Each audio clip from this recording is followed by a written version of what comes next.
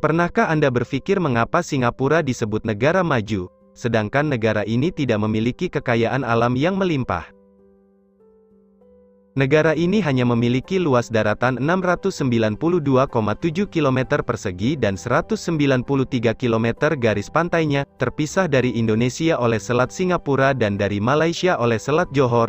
Meski negara ini kecil dan tidak memiliki hasil tambang, namun PDB negara ini salah satu yang tertinggi di dunia.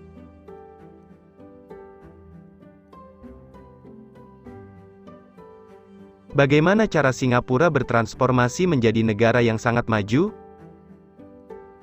Sebelum membahas ke sana, kami akan membahas sejarahnya terlebih dahulu.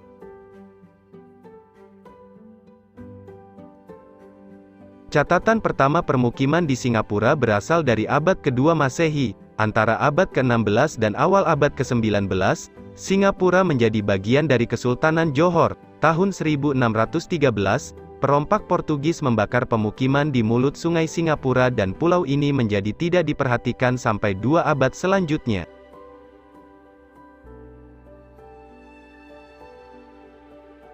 Lalu pada tanggal 28 Januari tahun 1819, pasukan kolonial Inggris datang. Thomas Stamford Raffles mendarat di pulau utama di Singapura. Ia ditugaskan oleh perusahaan dagang Hindia Timur Britania untuk mencari lokasi strategis untuk membangun pelabuhan di mulut Selat Malaka, menandingi dominasi Belanda, yang saat itu sedang melemah seiring bertubi-tubinya pergantian kekuasaan sejak bangkrutnya VOC.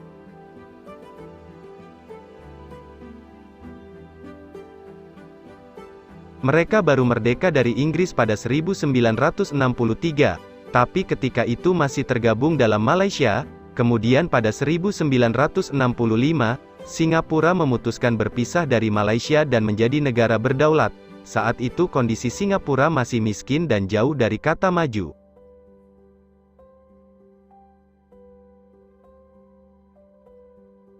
Singapura lalu menata cara untuk keluar dari belenggu kemiskinan. Lee Kuan Yew sebagai Perdana Menteri Singapura saat itu membuat berbagai terobosan yang mendorong negaranya berkembang. Namun apa yang membuat Singapura menjadi negara maju? Berikut beberapa alasan mengapa Singapura menjadi negara maju yang kami rangkum untuk Anda.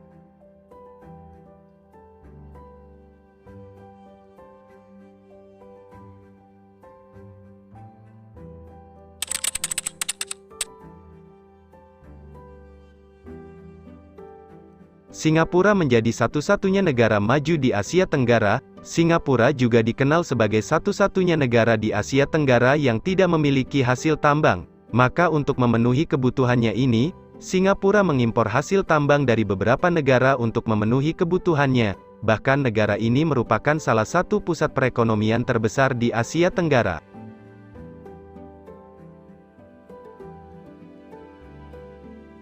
Faktor utama yang menyebabkan negara Singapura bisa maju adalah karena negara ini memiliki faktor alam yang strategis sebagai jalur lintasan pelayaran dunia.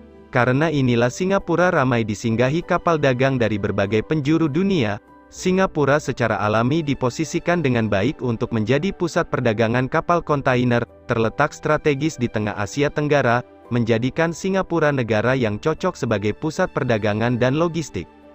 Misalnya, jika minyak diekspor ke negara-negara Asia Timur seperti Jepang dan Korea Selatan, kapal kontainer dari Timur Tengah harus melalui Selat Malaka untuk jarak terpendek. Selain itu, mereka tidak dapat melakukan seluruh perjalanan tanpa mengisi bahan bakar. Pelabuhan Singapura bahkan menjadi salah satu pelabuhan tersibuk dan terpadat di dunia.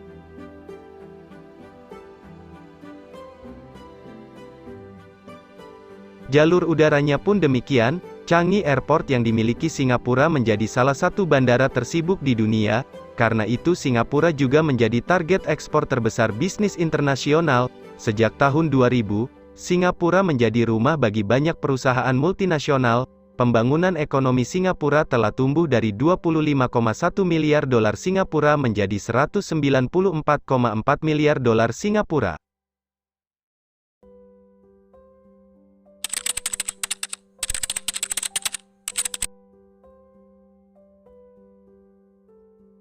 Salah satu komoditi paling besar dari sebuah negara adalah hasil tambangnya. meski Singapura tidak memiliki lahan tambang dan sumber daya alamnya sangat terbatas, namun negara ini mampu bersaing agar perekonomian negaranya melejit. Singapura mengandalkan sektor ekonomi pada bidang industri dan jasa untuk meningkatkan penghasilan. Sektor industri negara ini berhasil mendatangkan banyak investor serta tenaga ahli yang bisa meningkatkan PDB negara. Tak hanya itu saja, negara ini juga melakukan terobosan berupa menasionalkan perusahaan-perusahaan swasta yang dianggap strategis, serta menstimulasi pihak investor asing. Sektor jasa di Singapura juga berkembang pesat, seperti pariwisata dan perbankan.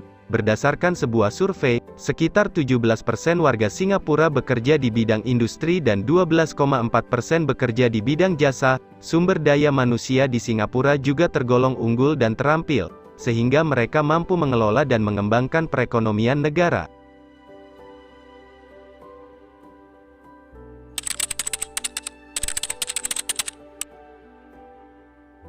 Kestabilan politik Singapura juga sangat berpengaruh pada pertumbuhan ekonomi. Negara ini menjadi tempat yang stabil untuk menjalankan bisnis dan juga punya reputasi ramah bisnis, sehingga banyak perusahaan multinasional bermarkas di negara ini.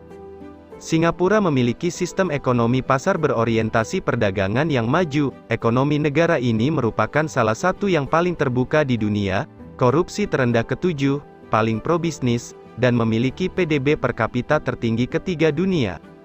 Badan usaha milik negara memainkan peranan yang penting dalam ekonomi negara, yang memiliki beberapa perusahaan, seperti Temasek Holdings, yang memegang saham mayoritas di beberapa perusahaan besar negara itu seperti Singapore Airlines dan lain-lain. Tak hanya itu, peran pemerintah dalam hal pendidikan juga sangat baik untuk meningkatkan SDM unggul seperti menyediakan pengajar yang berkualitas.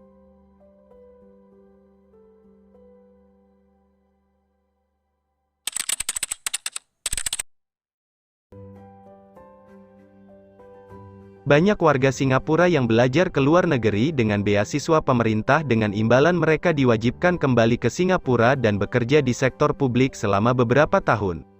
Singapura juga mempunyai kebijakan upah tinggi untuk pegawai negeri dan meninjau dan mengubah gaji secara teratur guna memastikan mereka kompetitif. Kebijakan ini didasarkan pada keyakinan bahwa kemungkinan pegawai negeri untuk melakukan praktik korupsi sangat kecil.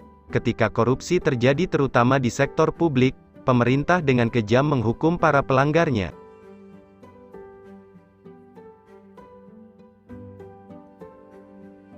Dengan adanya pertumbuhan ekonomi yang cepat, otomatis terjadi ketimpangan yang tidak bisa dihindari. Walaupun ada ketimpangan, Singapura tetap menawarkan lingkungan hidup yang terjangkau bagi mereka yang kurang mampu. Transportasi umum Singapura, termasuk bus dan MRT, tarifnya termurah dibandingkan dengan negara maju lainnya dan kualitas layanannya juga sangat bagus. Namun untuk bisa memiliki mobil di Singapura, biayanya sangat mahal. Pemerintah membatasi jumlah mobil dengan menetapkan harga tinggi untuk lisensi mobil. Karena biaya lisensi yang selangit, membeli mobil di Singapura bisa menghabiskan biaya hingga 3 kali lipat dari harga normalnya.